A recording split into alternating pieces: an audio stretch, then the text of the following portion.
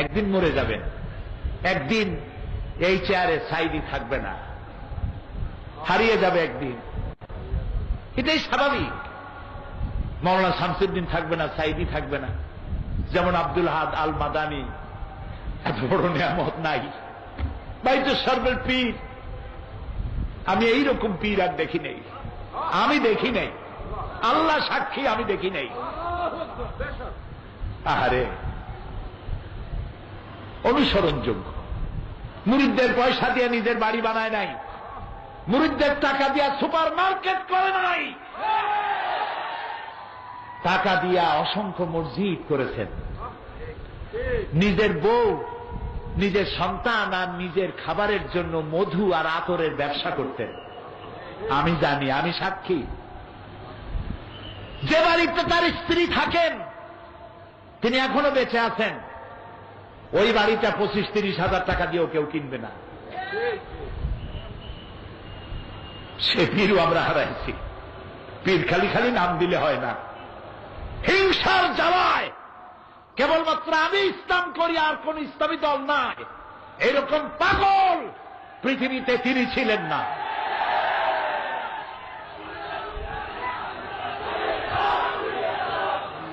সেই বলতেছি, সেই পীর সাহেব নাই, গারাঙ্গিয়ার পীর সাহেব নাই। তারপরে আমরা হারাইছি। এই মাহফিলে ওয়াজ করতেন, আমি বলতাম চট্টগ্রামের ওল্ড লায়ন, নাম কি, সিদ্দিক আজাদ। আমারে দেখলি আমার কপালে একটা চুমা দিতেন, তিনিও নাই। হারাইছি এই মঞ্চে বক্তৃতা করতেন শাইখুল হাদিস হযরত মাওলানা আবুল কাসেম মোহাম্মদ সিফাতুল্লাহ। আমার মঞ্চে বক্তৃতা করতে করতে শহীদ হয়ে গেলেন। আল্লাহ তাকে শাহাদাতের মর্যাদা দিন। সারা জীবন ইসলামের খেদমত করেছেন। হারাইছি মাদ্রাসা শিক্ষকদের জন্য বিশাল অবদান রেখেছেন, এদেশের আলেমদের জন্য অবদান রেখেছেন।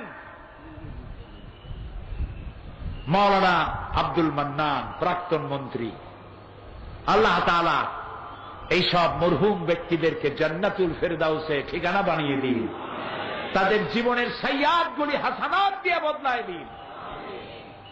প্রিয় ভাই সব, আরেকজনের কথা আসলো, দুবাই, মরহুম আব্দুল আজিজ। দুবাই সরকার আমাকে 2 বার ইন্টারন্যাশনাল কোরআন কম্পিটিশন মুসাবেকাত, কোরআন কম্পিটিশনের প্রধান অতিথি হিসেবে বাংলাদেশ থেকে আমাকে দাওয়াত দিয়েছিল। কোন হলে লোক জায়গা দিতে পারবে না বলে দুবাই ন্যাশনাল ঈদ গ্রাউন্ডে মাহফিল করেছে আমার জন্য, যা দুবাইয়ের ইতিহাসে কোনোদিন হয় নাই। এর পূর্বে লক্ষাধিক লোকের বিশাল সমাবেশে দুবাইতে যে বক্তব্য রেখেছিলাম, দুবাই থেকে 4টা টেলিভিশন লাইভ প্রচার করেছিল।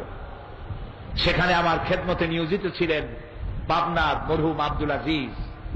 তিনি রোড অ্যাক্সিডেন্টে, সড়ক দুর্ঘটনায় আল্লাহ তাকে নিয়ে এনেছেন। আল্লাহ তাকে জান্নাতুল ফেরদাউসের মেহমান বানিয়ে দিন। আজকেও সৌদি আরব থেকে আমার কাছে টেলিফোন এসেছে, বেলাল হোসেন নাম, 15 বছর বিয়ে করেছেন, সন্তান নাই, কাঁদতেছিল আর দোয়া চাইতেছিল। প্রিয় ভাই সব, আল্লাহর কসম, এই দোয়া কবুলের ভিতরে সাইদির কোন কেরামতি নাই, কোন কারিশমা নাই, আল্লাহর কসম। এখানে যে দোয়া যদি কবুল হয় তার একমাত্র কারণ কালামুল্লাহ, আল্লাহর কোরআন। আমি অযোগ্য, আমি অপদার্থ, আমি আল্লাহর এক গোলাম। সমস্ত মুজিজা এই কোরআনে।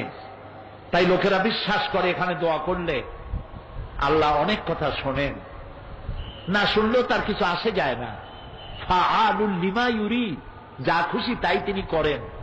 বান্দা শুধু চাইতেই পারে, অভিমান করতে পারে না। একজন একটা কবিতা বানাইছিল, আগার বক্স করো জারি, না বক্স তো ক্যা করো ক্যা। আয় আল্লাহ, তুমি যদি আমারে বক্স দাও, না ভুল বলেছি, আগার বক্স জহি কিসমত, না বক্স তো করো ক্যা। একজন কবি লিখেছেন, আল্লাহ তুমি যদি আমার মাফ করে দাও তাহলে তো আমার খোঁজ কিসমত, আর যদি না মাফ করে তাহলে আমি আর করবো কি? আল্লাহর এক বড় আলেম তিনি শুনে বললেন, এই কবি তো বেয়াদব, তুমি যদি আমার মাফ করো তাহলে আমার খোঁজ কিসমত, না করলে করবো কি? এটা তো কথা হইল, কবিতা পাল্টাও। এভাবে দেখো, আগার বক্সে জহি কিসমত না বক্সো তো করো জারি। আল্লাহ তুমি যদি আমারে মাফ করো এটা আমার খোশ কিসমত, আর যদি না মাফ করো যতক্ষণ না মাফ করবা কাঁদতেই থাকবো। এটার নাম হলো ঈমান। সুতরাং আল্লাহ রাব্বুল আলামিনের কাছে এখানে বসে যত দোয়া করেছি এরকম বহুত হইছে। মাহফিলে দান করেছে, বলেছে 15 বছর 20 বছর 10 বছর বাচ্চা হয় না। আমরা এখানে দোয়া করেছি, কার দোয়া আল্লাহ কবুল হয়েছে আল্লাহই ভালো জানেন। পরের বছর বাচ্চা কোলে নিয়ে মাহফিলে আসছে, আলহামদুলিল্লাহ। আজকে আসরের নামাজের পরে মক্কা শরীফ থেকে বেলাল হোসেন নামে এক লোক টেলিফোন করেছে আর কাঁদছে। 15 বছর সন্তান হয় না, তার বউ কান্দে, সে কান্দে। আল্লাহ তোমার দরবারে তো সন্তানের রুহের কোনো অভাব নাই। তুমি যে সব নরনারী সন্তান পায় নাই, কলিজাটা মরুভূমির মতো হয়ে গেছে, কোনা মাত্র রহমত দিয়া তাদের কলিজা ভরিয়া দিয়ে দাও, সন্তান দিয়ে দাও। যারা দোয়া চেয়েছেন, জি আমরা তাদের জন্য দোয়া করব। বিদ্যুৎ বিভাগ, তাদের জন্য দোয়া করতে হবে। সারা দেশে এখন বিদ্যুৎ সংকট চলছে, চাহিদার চাইতে উৎপাদন কম, কিন্তু চট্টগ্রাম তাফসীর মাহফিলে লোডশেডিং হচ্ছে না। এটার পেছনে যারা কাজ করছেন, খেদমত করছেন, আল্লাহ তাআলা তাদের মা বাপ এবং তাদের কবরগুলি কোরআনের নূর দিয়ে ভরে দিও।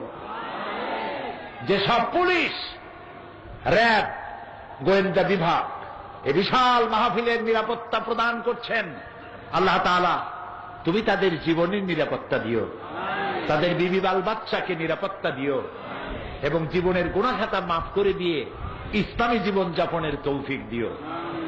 আজ আর নয়, আগামীকাল বাকি কথা হবে।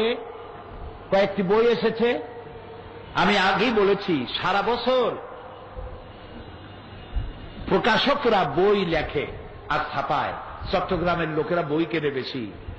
গল্পের বই পড়ে লাভ নাই, উপন্যাস নাটক পড়ে লাভ নাই, সামান্য উত্তেজনা, রোমান্স, আর কিচ্ছু নাই। কোরআন এবং হাদিসের বই পড়লে জীবন সংশোধন হয়, শুনলেও হয়, পড়লেও হয়।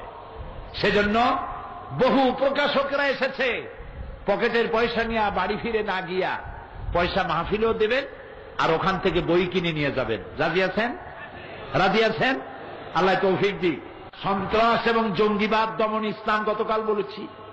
মুসলমানদের যারা সন্ত্রাসী বলে, এটি আমার লেখা, এটি এখন ইংরেজি হচ্ছে।